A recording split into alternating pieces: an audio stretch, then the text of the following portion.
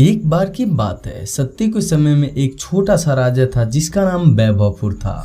इस राज्य के राजा का नाम राघव था, जो अपनी प्रजा से बहुत प्रेम करते थे और न्याय प्रेमी थे। राज्य में सुख शांति और समृद्धि थी, लेकिन एक बात ने राघव को हमेशा परेशान कर रखा। उनके राज्य में एक पवित्र झील थी जिसे सभी लोग देवी देवताओं का वरदान मानते थे, लेकिन उस झील में पानी धीरे धीरे सूखने लगा। राघव ने अपनी सभा में सभी मंत्रियों और ऋषिगणों को बुलाया, उनसे इस समस्या का समाधान जानना।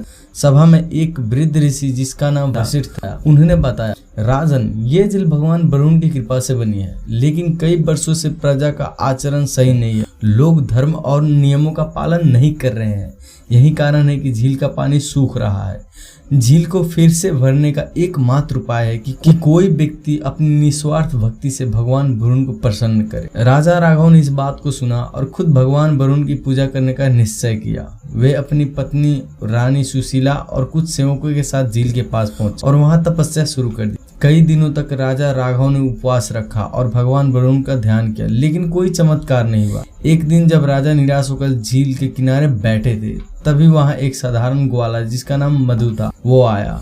उसने राजा को उदास देखा और उनसे पूछा, राजन, आप इतने दुखी क्यों हो? राजा ने मधु को पूरी कहानी सुनाई। मधु ने राजा को विनम्रता से कहा, राजन, क्या मैं भगवान वरुण की आराधना करने का प्रयास कर सकता हूँ? राजा ने सोचा कि शायद मधु की सच्ची भक्ति से कुछ चमत्कार हो सकता, इसलिए उन्होंने मधु को अनुमति दे दी। मधु ने झील के किनारे बैठकर अपनी बांसुरी बजानी शुरू कर दी। उसकी बांसुरी से निकलती मधुर ध्वनि से पूरा वातावरण शुद्ध हो गया। मधु ने अपनी सच्ची भक्ति से भगवान वरुण का ध्यान किया। उसकी आंखों से आंसू बह रहे थे और उसका मन पूर्ण शुद्ध था। कुछ समय बाद अचानक आकाश में बादल छाए गए, तेज बारिश होने लगी, झील के पानी धीरे धीरे बढ़ने लगा। सभी लोग इस चमत्कार को देखकर हैरान रह गए। राजा राघव ने मधु को गले लगाते हुए कहा, मधु, तुम्हारी सच्ची भक्ति ने हमारे राज्य को संकट से बचा लिया है। तुम सच्चे अर्थों में भगवान के प्रिय। भगवान वरुण ने प्रकट होकर मधु की भक्ति की सराहना की और उसे वरदान दिया कि उसका नाम सदैव भक्ति और प्रेम का प्रतीक रहेगा।